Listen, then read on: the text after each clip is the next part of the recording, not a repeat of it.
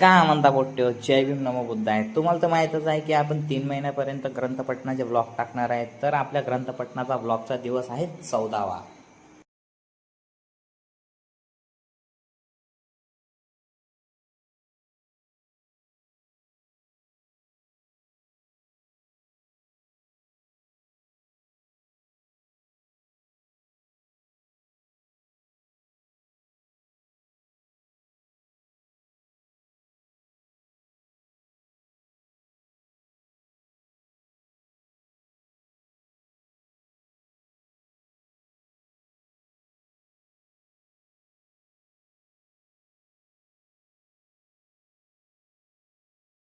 दक्षिणा दिली तरच आत्म्याला मुक्ती मिळते.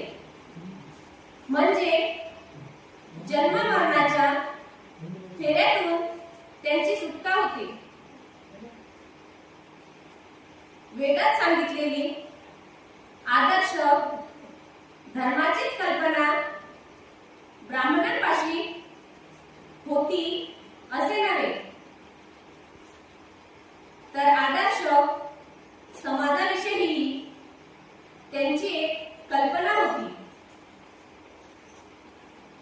या आदर्श समाज रचनेला त्यांनी चातुर्वर्ण्य असे नाव दिले.